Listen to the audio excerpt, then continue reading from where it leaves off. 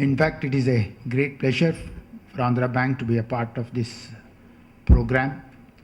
I think not many programs are held in Hyderabad. Generally, these type of programs are held in Bombay and other, Delhi. We thought that why not we have one program in Hyderabad so that we can showcase the performance of Andhra Pradesh in financial inclusion and also the bank's performance in these areas. As you all know, financial inclusion, as the definition goes, is providing basic financial services to everyone in this country. Why did it suddenly gain importance was that out of 6 lakhs villages until 2010, we only had a branches of about 45 to 50,000 bank branches, and almost about 5.5 lakhs villages were not completely covered by any financial services. It was in this background that Reserve Bank of India really took initiative to bring in financial inclusion as a major agenda for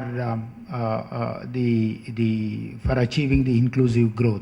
And pursuant to that, I think Dr. C. Rangarajan committee was appointed to really put out a detailed roadmap for achieving financial inclusion, and now the rest is history. So far, the progress of banks in financial inclusion between 2010 and 2013 has been quite commendable, although many might have their own views on whether the progress achieved so far has lived up to the expectations of various stakeholders.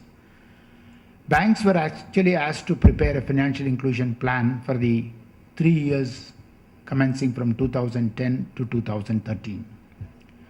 In this period, banks have really taken lot of initiatives.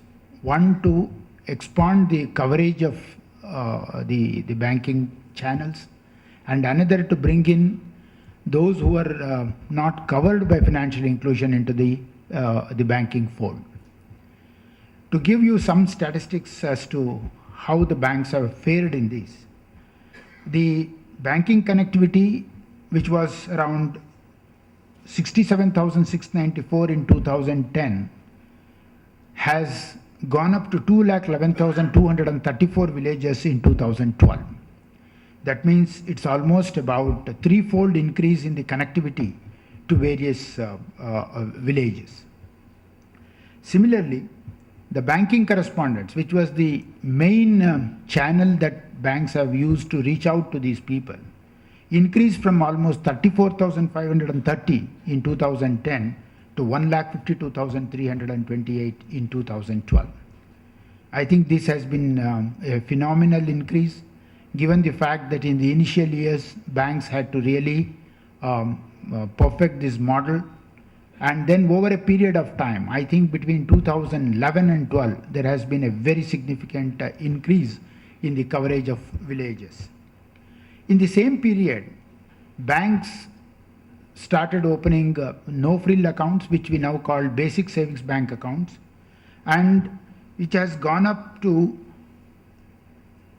17.14 crores of basic savings bank accounts have been opened in this period. Similarly, the banks have been able to cover farmers through KCCs to the extent of 3.17 lakh farmers KCCs have been issued. The ICT based, that is the communication based technology, that is what we are using to cover these villages, that percentage has gone up from 25% to 45% in this period.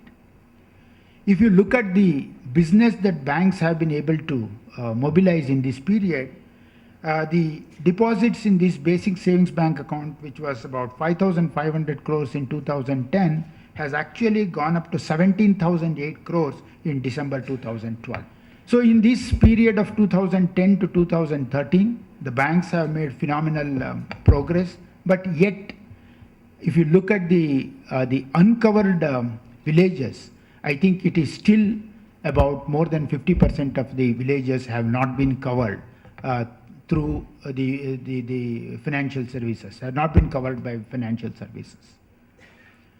So the banks have now started preparing the financial inclusion plan for 2013 to 16.